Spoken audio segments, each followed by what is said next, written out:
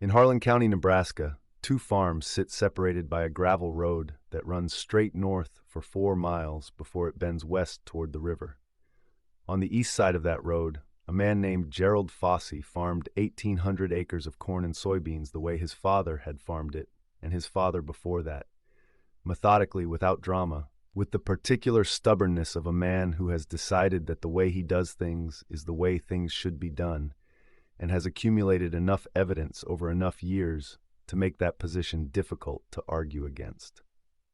On the west side, a man named Curtis Ham farmed 1,600 acres of the same crops with the same soil and the same weather, and a fundamentally different philosophy about what farming was supposed to communicate to the people watching it. Curtis Ham believed that farming was, among other things, a statement. The equipment in your yard was part of that statement. The size of your machines relative to your neighbor's machines was part of that statement. The brand on the hood was part of that statement. And the brand on the hood of the largest, most visible tractor in your yard said something specific about where you stood in the hierarchy of operators in Harlan County. And Curtis Ham had been conscious of where he stood in that hierarchy since he was old enough to understand that a hierarchy existed. Gerald Fossey did not think about the hierarchy. Gerald Fossey thought about cost per acre, about equipment reliability during the 3 critical weeks of fall harvest, about what his accountant told him in November and what his banker told him in February, and what the land told him every season in the language of yield and input cost and operational efficiency. He had been farming with Massey Ferguson equipment for 19 years when the situation that defined the relationship between the two farms began. And he had been farming with it not because the brand meant anything to him as a brand, but because the machines worked, and the dealer in Alma knew his operation and the cost structure made sense across the years he had been running it. The situation began in the spring of 2014, when Curtis Ham drove past Gerald Foss's equipment yard on the gravel road and saw the Massey Ferguson 8670 that Gerald had been running as his primary tractor for 6 years. The 8670 was not a small machine. It was a serious tractor for a serious farming operation, and it had been running Gerald's 1,800 acres without significant mechanical interruption since he had purchased it. It was also, in Curtis Ham's assessment as he drove past it on a Tuesday morning in April, not large enough to constitute the kind of statement that Curtis had been thinking about making for the better part of 2 years. Curtis had been reading the equipment literature. He had been to the farm show in Omaha in February and had walked the John Deere display with the particular attention of a man who is not shopping for information but for confirmation of a decision already forming. He had looked at the 9R series, the large frame, high horsepower row crop tractors that John Deere positioned at the top of its agricultural line, and had thought about what one of those machines would look like in his equipment yard, visible from the gravel road, visible to Gerald Fossey when Gerald drove past on his way to town, visible to everyone in Harlan County who drove that road and understood what the equipment in a man's yard said about that man's operation and that man's ambitions. He bought a John Deere 9420R in May of 2014. It was a 420 horsepower machine that was, in every measurable dimension, larger than anything Gerald Fossey was running. It cost Curtis Ham $387,000, financed over 7 years at terms that his operation's revenue, in a normal year, could service without structural damage. The operative phrase in that sentence is "in a normal year." Curtis had looked at his average revenue over the previous 5 years and had determined that a normal year was a reasonable planning assumption. He had not stress-tested the assumption against the specific financial conditions that the agricultural sector was about to encounter, because in the spring of 2014, those conditions were not yet visible to anyone who was not paying very close attention to the structural indicators that preceded them. Gerald Fossey saw the John Deere 9420R in Curtis Ham's yard for the first time on a Thursday morning in late May, when he drove past on his way to the elevator. He slowed down enough to register what it was, understood its approximate cost within a range that his 19 years of equipment purchasing experience made automatic, and drove on to the elevator. He did not stop. He did not call Curtis to discuss it. He mentioned it to his wife that evening, in the specific tone that conveys an opinion without stating it directly, which was the tone Gerald used when he had a clear view about something and had decided that stating it directly was not worth the conversational energy it would require. His wife asked him what he thought about it. Gerald said that it was a lot of tractor for 1,600 acres and left it at that. That was the entirety of Gerald Fossey's public commentary on Curtis Ham's John Deere 9420R for the next several years. He did not discuss it at the elevator. He did not bring it up at the co-op. He did not mention it at the annual Farm Bureau meeting, where most of Harlan County's operators saw each other in a social context, and where the conversational undercurrent about equipment and yields and margins ran continuously beneath whatever the official agenda said was being discussed. He had said what he thought once to his wife, and that was the record. Curtis Ham, for his part, ran the John Deere through the 2014 season with the satisfaction of a man who has made a decision that confirms his self-assessment. The machine performed well in its first season, as new machines generally do, and its performance in the field was everything the specifications had suggested it would be. It was powerful, it was fast, it covered ground at a rate that Curtis's previous equipment had not approached, and it was visible. It was visible from the gravel road, and visible in the field, and visible at the elevator when Curtis brought it in during harvest. And the visibility was part of what Curtis had purchased, along with the horsepower and the capacity, and that part of the purchase was performing exactly as intended. What the 2014 season did not reveal, because first seasons rarely reveal the things that matter most, was whether the machine's financial weight was compatible with the long-term economics of a 1,600-acre operation in a commodity market that was about to undergo a significant correction. Corn prices in 2014 were already declining from the peak years of 2011 and 2012, when the ethanol demand cycle and export markets had pushed prices to levels that made equipment purchases of the kind Curtis had made look sustainable in a way they would not look sustainable at $3.50 corn. Curtis had budgeted at $4.20. The market did not consult his budget. By the fall of 2015, corn was trading at prices that restructured the financial assumptions of every operation in Harlan County that had made capital decisions based on the revenue environment of 2012 and 2013. Gerald Fossey's operation was not immune to the price correction, but his equipment cost structure had been built on different assumptions. The Massey Ferguson 8670 he was running as his primary machine was paid off. He had purchased it in 2008 and had retired the debt in 2013, which meant that his primary tractor was contributing zero debt service to his cost per acre calculation in the years when the margin compression was most severe. His secondary equipment was in a similar position. Older machines, fully depreciated, maintained to operational standard without the carrying costs that came with recent major purchases. Gerald's accountant told him in November of 2015 that his operation's break-even corn price, calculated against his actual cost structure, was $3.31 per bushel. The market was at $3.68. The margin was thin. It was real. Curtis Ham's accountant gave him a different number.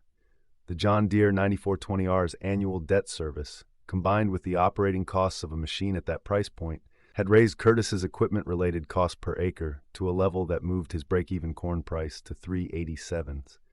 The market was at $3.68.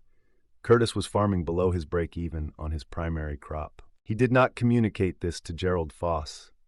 He did not communicate it to anyone except his accountant and his banker, because a man who has made a public equipment statement does not follow it with a public financial confession.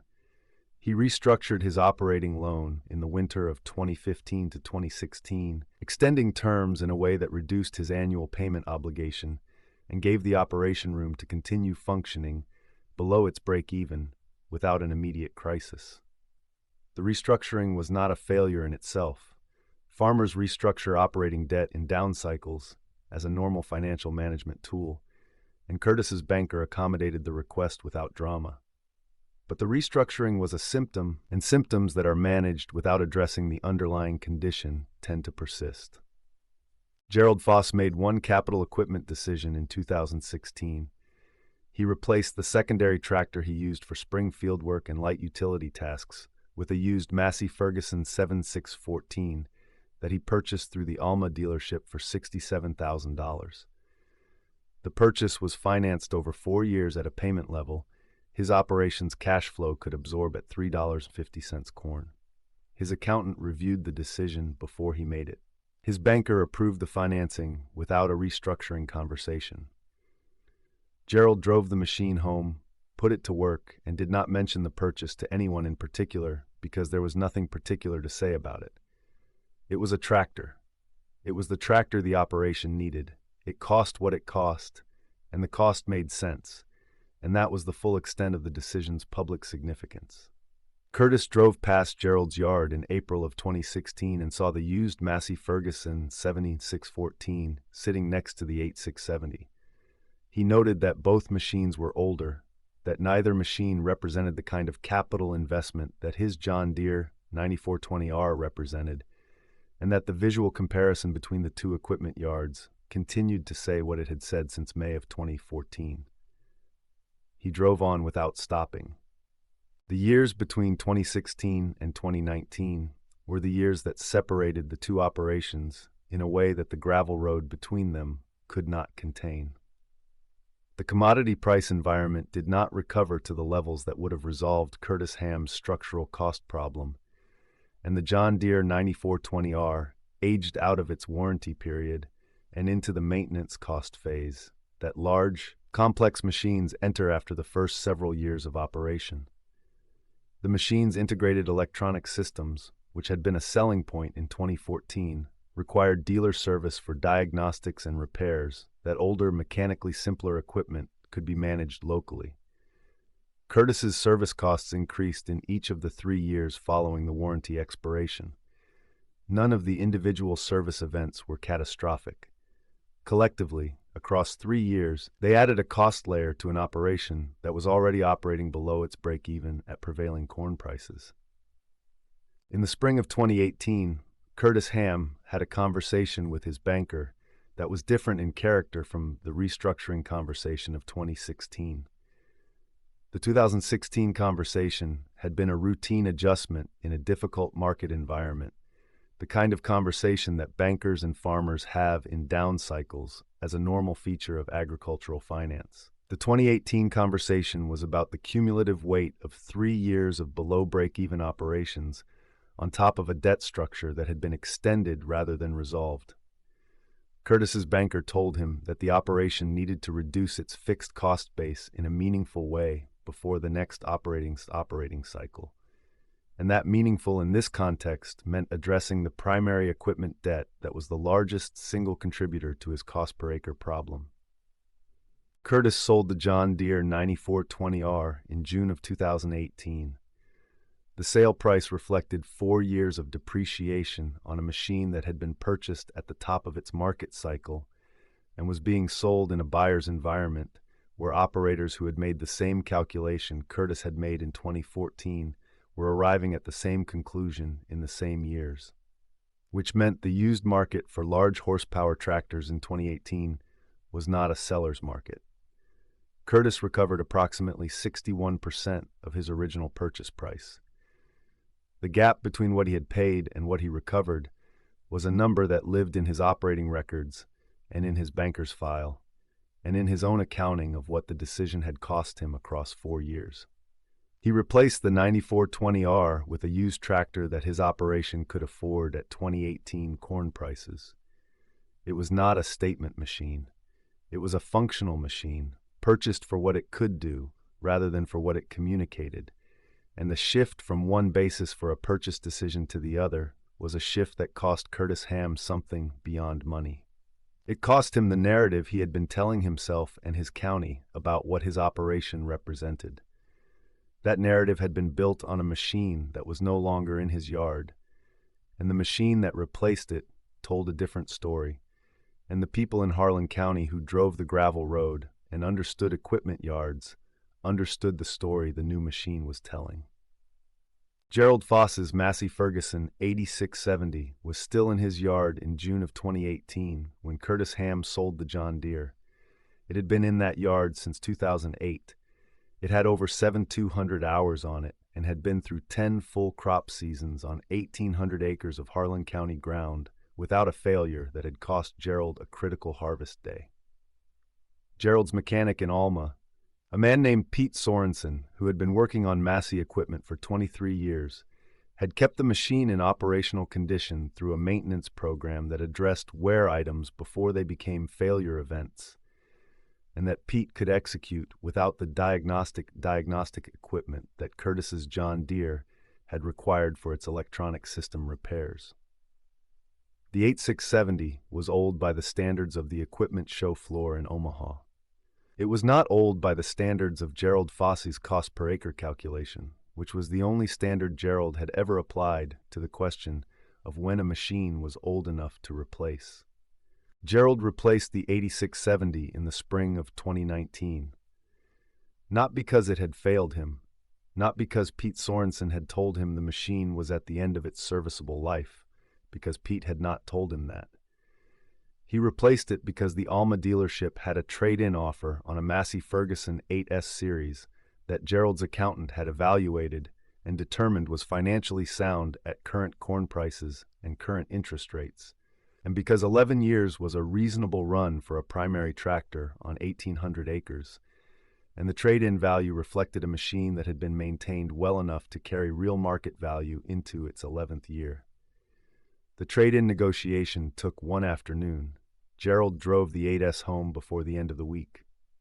The Massey Ferguson 8670 had outlasted the John Deere 9420R in Curtis Ham's yard by approximately 10 months from the date of the John Deere's sale to the date of the 8670's trade-in.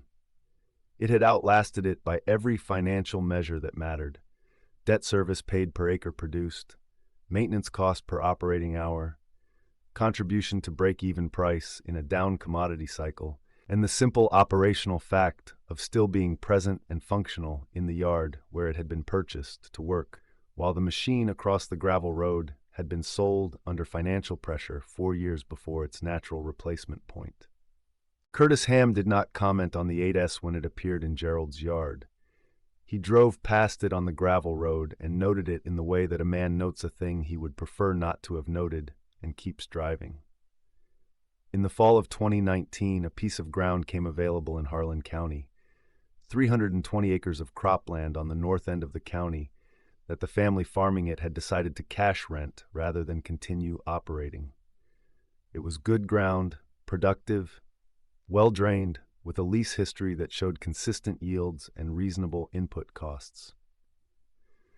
It was the kind of ground that comes available rarely enough that when it does, the operators who want it move quickly, and the operators who can afford it act, and the operators who cannot afford it watch. Gerald Fossey signed the lease in October. His operations cost structure, after 11 years of equipment decisions made on the basis of what made financial sense rather than what made a visible statement, had left him with a balance sheet that supported a lease expansion without restructuring his operating credit. His banker approved the additional acreage as a routine amendment to his existing operating line. Curtis Ham had inquired about the same ground in September. His banker's response to the expansion inquiry was not a routine approval. It was a conversation about whether the operation's current debt structure and per-acre cost profile could absorb additional lease commitment at current commodity prices without creating a servicing risk. The conversation ended without an approval. Curtis did not sign the lease. Gerald farmed 2,120 acres in 2020. Curtis farmed 1,600. This is not the kind of outcome that gets announced. There was no moment at the elevator or the co-op or the Farm Bureau meeting where the result of the previous 6 years was formally declared. There was just the gravel road running north for 4 miles before it bent west toward the river, and on the east side the Massey Ferguson 8S running 2,120 acres, and on the west side a man who had paid $387,000 to make a statement that the market had spent 4 years answering. Gerald Fossey does not discuss Curtis Ham's equipment decisions. He has never discussed them, not at the elevator, not at the co-op, not to his wife, beyond the single remark he made in the spring of 2014 when he saw the John Deere 9420R for the first time and said it was a lot of tractor for 1,600 acres. That remark had been correct. It had been correct in the specific operational sense he intended, and in the larger financial sense that neither man fully understood in the spring of 2014. Because the full cost of a decision made at the top of a commodity price cycle is not visible until the cycle is completed and the debt is still there and the margin is not. The Massey Ferguson that Gerald runs today is his third in 25 years of farming Harlan County. Each one has been purchased when the previous one's replacement made financial sense, at a price the operation could sustain at conservative commodity price assumptions, from a dealer whose service capability had been established before the purchase, rather than assumed based on a sales presentation. Each one has run the hours it was purchased to run without a mechanical failure that cost Gerald a critical harvest day. Each one has been traded at a price that reflected the condition of a machine that had been maintained for value rather than managed toward a sale. That is not a dramatic record. It does not make for the kind of story that gets told at the farm show or the Farm Bureau meeting. It is the kind of record that shows up in a banker's file and an accountant's analysis and a lease approval on 320 acres of good Harlan County ground in October of 2019. It is the kind of record that accumulates quietly across 25 years of decisions made on the right basis, and it is visible if you know how to read what you are looking at. From the gravel road that runs north for 4 miles between the two farms. Curtis Ham knows how to read it now. He has had 6 years to develop that knowledge, and the education has been thorough. He farms his 1,600 acres with equipment purchased on different principles than the ones that governed the decision of May 2014, and his operation's financial structure reflects those different principles in ways that his banker and his accountant can measure. He is not where Gerald Fossey is. He may get there if the commodity cycle cooperates and the decisions continue to be made on the right basis and the years accumulate in the right direction. He is working in that direction. The gravel road is still there. Both men still drive it. The equipment yards on either side of it still tell their stories in the language that farmers read instinctively, the language of what is in the yard and what it cost and how long it has been there and why. Gerald Foss's Massey Ferguson is in the yard. It will be in the yard until the day the numbers say it should be somewhere else, and not one day before and not one day after. And that discipline, applied consistently across 25 years of equipment decisions on 1,800 acres of Harlan County ground, is the whole of the story. Everything visible from the road is just the surface of that discipline. The discipline is what the bank sees. The discipline is what the lease approval reflects. The discipline is what outlasted the John Deere. That is what was always going to outlast it.